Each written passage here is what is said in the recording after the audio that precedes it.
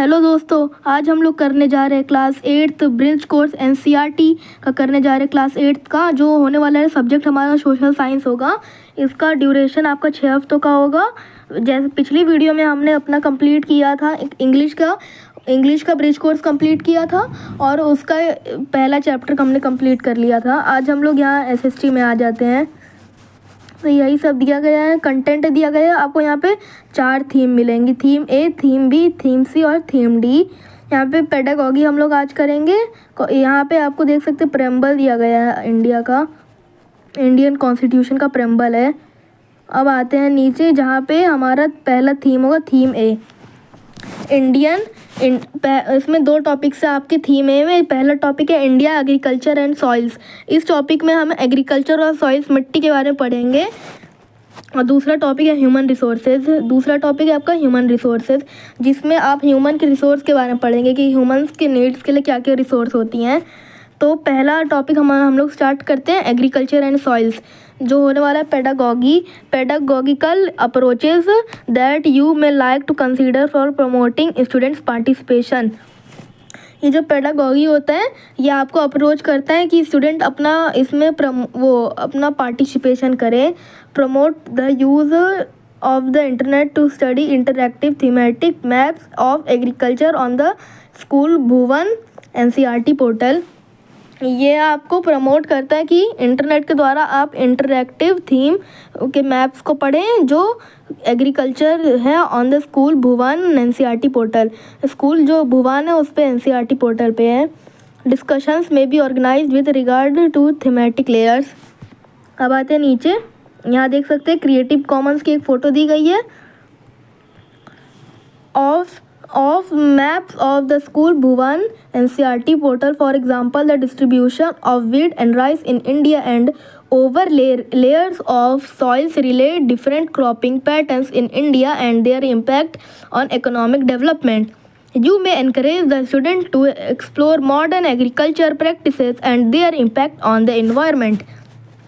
Second point है, you may encourage the student to collect different soil samples from the surroundings, recognize soils with the help of their color, texture and composition, relate them with the geographical areas of India shown on the map, promote the study of the process of formation of these soils. You may facilitate in the preparation of a list and label places or areas where different crops are produced.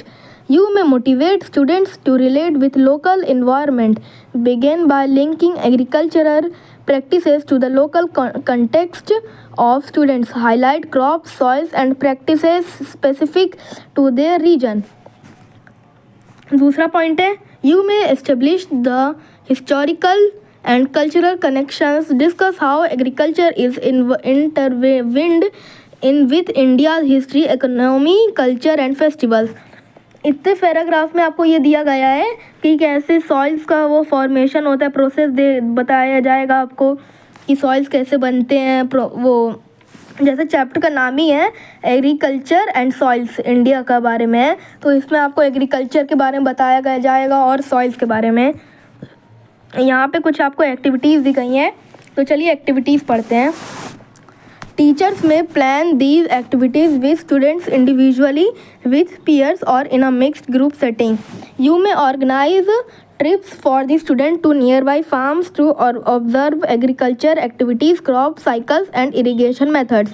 इसमें आपको बोला गया है कि आप students के लिए trip कर सकते हैं आप किसी पास के खेत के लिए, कि वहाँ पे आप देख सकते हैं कैसे क्रॉप साइकिल होता है, इरिगेशन मेथड देख सकते हैं, एग्रीकल्चर मतलब खेत में कौन सी एक्टिविटीज़ यूज़ की जाती हैं।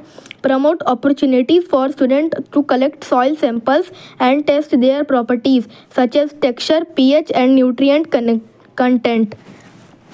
यहाँ पे अपॉर्चुनिटीज़ है, जैसे कि टेस्ट कर सकते हैं वो टेक्सचर कैसा है, pH वैल्यू और न्यूट्रिएंट कंटेंट, न्यूट्रिएंट कितने हैं उसमें, कंटेंट कितना है उसका।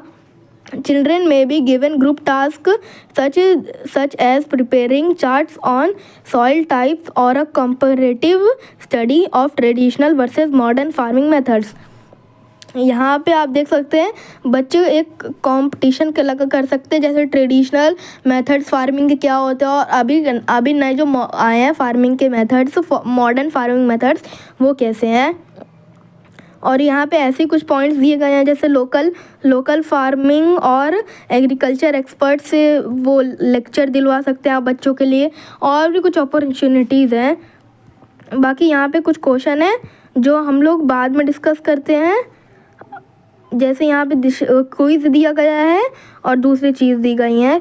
तो आज की वीडियो में सिर्फ इतना ही, बाद अगली वीडियो में आपको क्वेश्चन आंसर करवा देंगे, क्विज हो जाएगा वो अगली वीडियो में। तब तक के लिए बाय, जय हिंद।